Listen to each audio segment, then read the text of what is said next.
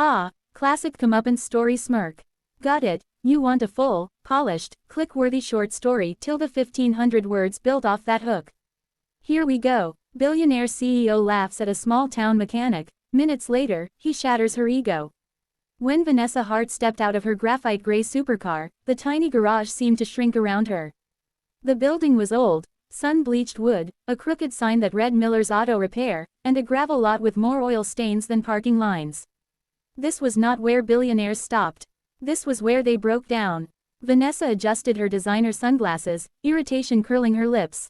Her driver had already called ahead, but the man leaning against the open garage bay looked unimpressed. He wore grease-stained coveralls, sleeves rolled to his elbows, dark hair tied back loosely.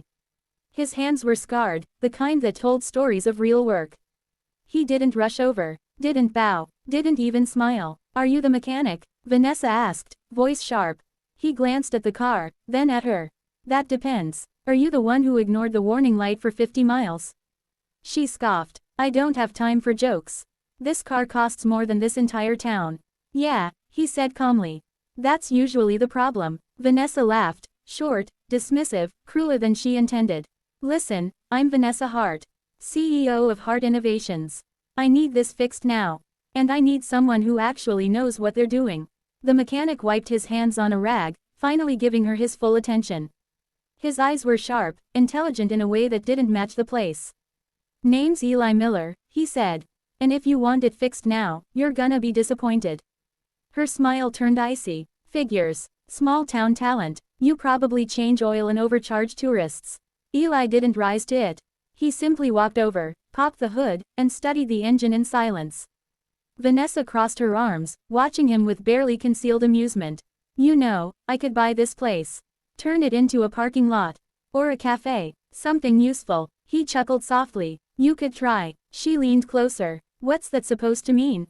"It means," he said, stepping back, "you've got a cascading failure in your hybrid control module.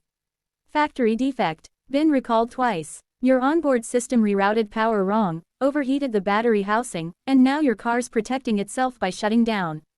Vanessa blinked. "That's not what the dashboard said." "Dashboard lies. Lawyers write those messages." She hesitated, then waved a hand dismissively. "Fine. How long?" 3 hours if I had the part." "I don't." Her jaw tightened. "Unacceptable. I have a board call in 40 minutes.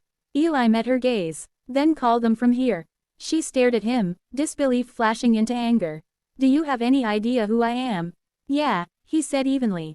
"You already told me." Silence stretched between them. Vanessa pulled out her phone, pacing. "This is absurd. I've negotiated billion-dollar mergers faster than this." "That's so," Eli said, walking back toward the garage. "Then you'll love this part." She followed despite herself. He sat at a dusty workbench and pulled up a laptop, old, scratched, but powerful. "What are you doing?" she demanded. "Showing you why your company's newest battery tech is flawed." She froze. "Excuse me." He turned the screen toward her.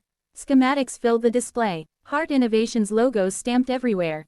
"You stole proprietary data," she snapped. "Nope," he said. "You released it. Open access patent filing. Page 73. Vanessa's heart skipped. She leaned closer. Eli continued, "You rushed production to beat a competitor. But your thermal regulation algorithm doesn't account for rural voltage inconsistencies. Works great in cities. Fails out here." Her mouth opened, then closed. "That recall," he added, "it won't be the last. And when the class action hits, your stock will drop 40% in a week."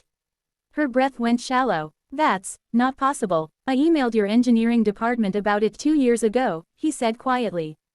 "Never heard back." She stared at him. "Really look this time. You're just a mechanic," she said, weaker now. Eli smiled, but there was no warmth in it. "I'm a former systems engineer. MIT. Left when my dad got sick. Someone had to keep this place running." Her phone buzzed. Her CFO. She ignored it. "You could fix this," Eli continued. "If you delay the next rollout. Rewrite the algorithm. I've already done most of the work."